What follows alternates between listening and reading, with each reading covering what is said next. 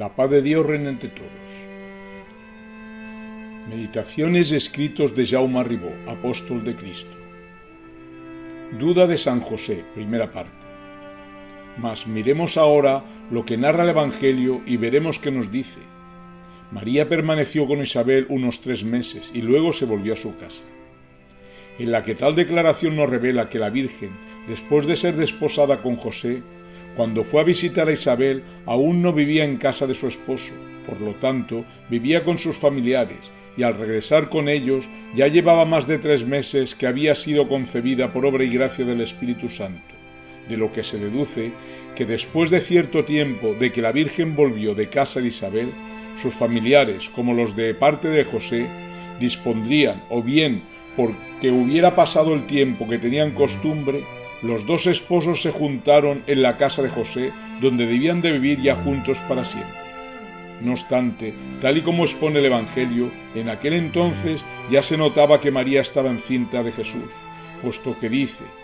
José, antes de que conviviera con María, se halló haber concebido la Virgen del Espíritu Santo. Mas José, su esposo, siendo justo y no conocedor de tal prodigio, no quiso denunciarla y resolvió repudiarla en secreto. Tales revelaciones del Evangelio testifican que José se dio cuenta del estado de María antes de recibirla en su casa para vivir juntos, y que José ignoraba por completo lo que había sucedido. Por lo que, ante tal circunstancia, nadie puede dudar de la prueba tan dura y difícil ante el impacto que causaría en los sentimientos de José tal situación. Lo más lógico es que los 2 esposos en ciertos días se debían de encontrar para hablar y estar juntos. Mas, como todos sabemos, ellos llevaban un contacto totalmente puro, casto y honesto, como nunca jamás nadie de la tierra ha podido practicar. Por lo tanto, una vez más nos encontramos en los misterios inescrutables del Supremo Hacedor. Por lo más real es que la Virgen no tenía ninguna orden del cielo de anunciar a su esposo todo lo sucedido, maravilla que no era conocida en el mundo ni volvería a conocerse jamás, y que debido al gran milagro de la concepción de María, inconcebible en la mente humana por ley natural, se puede pensar que la Virgen no se atrevía a comunicar a José tal cosa tan sobrenatural, o bien por temor de que su esposo no la iba a creer, como el comprender al mismo tiempo que sólo Dios podía manifestar con toda veracidad lo que Él había dispuesto y realizado con su divino poder. Mas, tal y como el Salvador del mundo se iba desarrollando dentro de aquella arca sagrada, al patriarca José el diablo lo atacaba con todo su furor y las dudas le iban en aumento, sumergido de un gran desasosiego, pues había llegado la hora de recibir a su esposa en casa, donde por tal motivo la aflicción le taladraba el alma despiadadamente, y la indecisión lo torturaba más y más sobre lo que debía de hacer, ya que la ley mosaica, al cumplirla con rectitud, le obligaba a denunciar a María al tribunal. Mas la noble alma de aquel casto esposo le frenaba totalmente a no realizar tal acto, pues dentro de sus sentimientos no podía concebir ni creer que un ser como su esposa, tan buena como santa, tan recatada como pura, pudiera haber llegado al grave pecado del adulterio.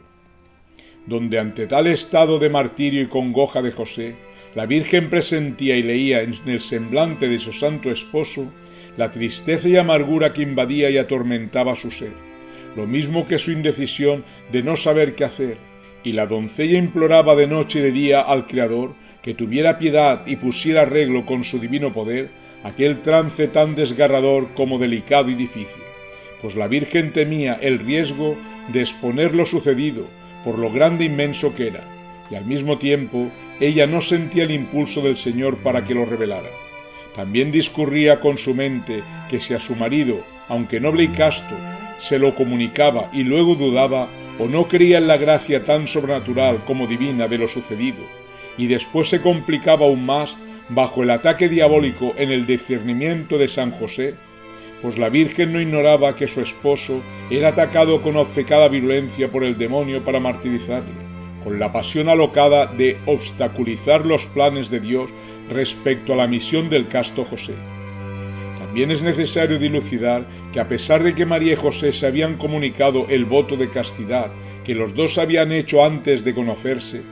como la promesa que habían convenido de vivir en total continencia de verdadera castidad durante toda su vida.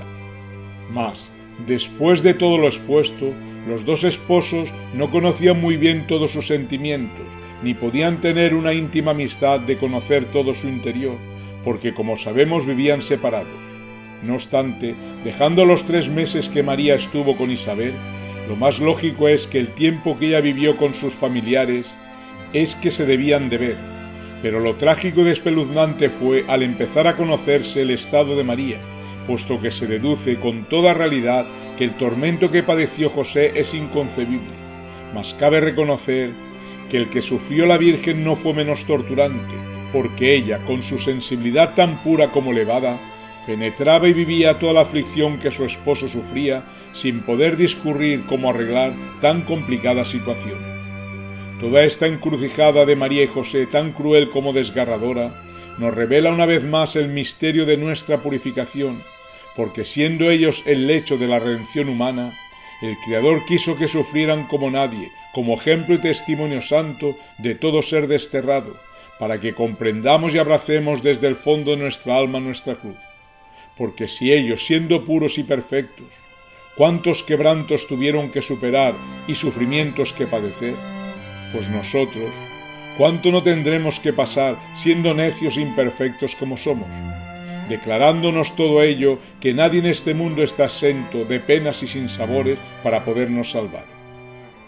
Y esta es la lógica, y no hay otra, de la duda de San José, y todo cuanto tuvieron que padecer la Sagrada Familia, todo fue por causa y debido a los incontables pecados de todos los seres que hemos pisado en este planeta,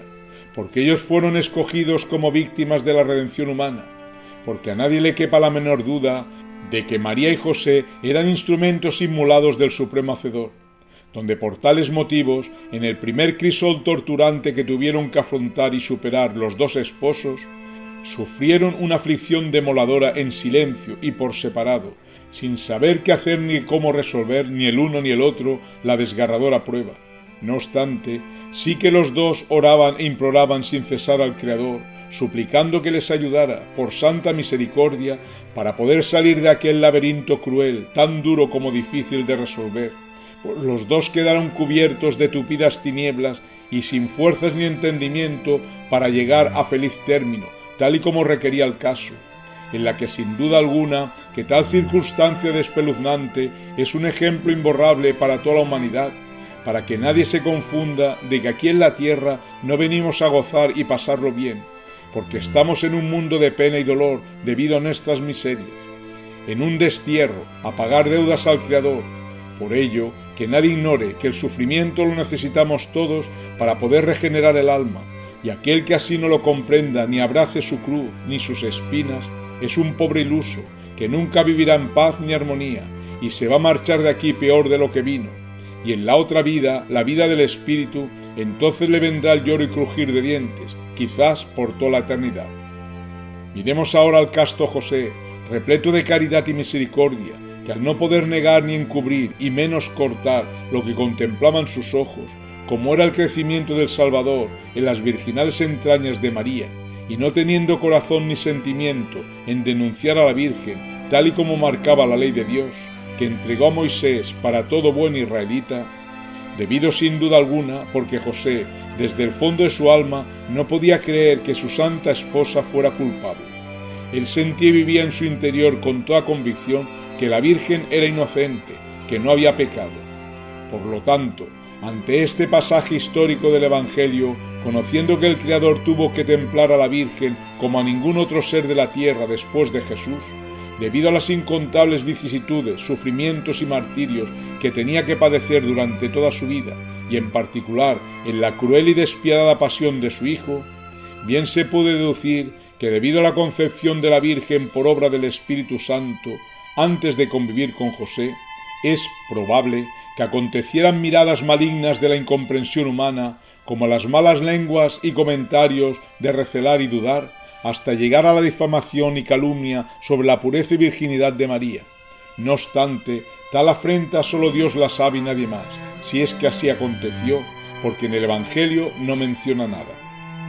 La paz de Dios reina entre todos.